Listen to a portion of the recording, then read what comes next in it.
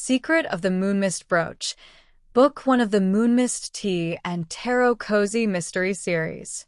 Written by Partridge-Johnson. Prologue. The box had been sitting on my kitchen counter for 3 days.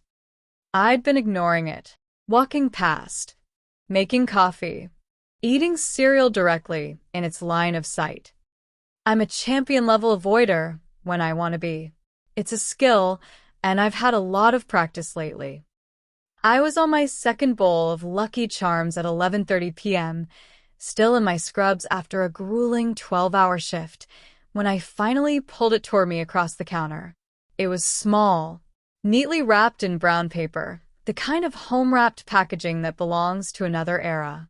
It had arrived by courier 3 days ago with a note from a woman named Tilda Moonmist, whom I'd never heard of, expressing condolences for my mother's passing, and explaining that she was fulfilling Sylvie Moonmist's dying wish, that this package be delivered to her granddaughter upon Elena's death. My grandmother, whom I had met exactly once, at about age 3, and barely remembered. I'd read the note several times that first day, and then put it on the counter next to the box, and gone to work, because going to work was the thing I was doing to keep from coming apart at the seams. 14 months since Owen. 3 weeks since Mom. The ER doesn't care about any of that, which is either its greatest flaw or its greatest virtue, depending on the day. I finished my cereal, rinsed the bowl, and ran out of reasons. I pulled the Scotch tape away from the brown paper folds and sliced open the cardboard box with a scalpel. Inside, nestled among scrunched white tissue paper, was a deep blue velvet jewelry box. Old, but cared for, the velvet still holding a subtle sheen. A small card was tucked beside it. One line, written in careful old-fashioned cursive, the kind they stopped teaching before I was born. Come to Moonmist. Grandma. I flipped it over. Blank. The brooch was beautiful.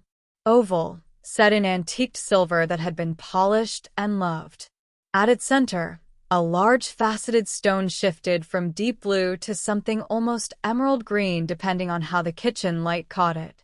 The metalwork around the edges was delicate, refined, the kind of heirloom made to last longer than the person who wore it. I picked it up and turned it in my palm, heavier than it looked, and not just in the obvious way. This brooch felt like someone had reached for it every morning, like it had a before. My grandmother had worn this, and apparently decided it should bypass my mother entirely and find its way to me. Mom never mentioned the piece. But then again, Mom hadn't mentioned a lot of things, as it turned out. That thought had been surfacing regularly in the 3 weeks since her death, and I still hadn't figured out what to do with it. I read the note one more time. Come to Moonmist. 3 words. 0 context.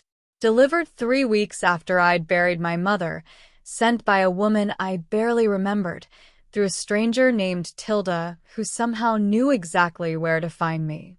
I'm a pragmatist. I believe in evidence and triage, and the kind of problems you can actually solve during a 12-hour shift. I do not believe in signs. But I was sitting in a kitchen that still had Owen's coffee mug on the counter, washed, of course, because I wasn't doing that. Present, because I still wasn't ready to let it go.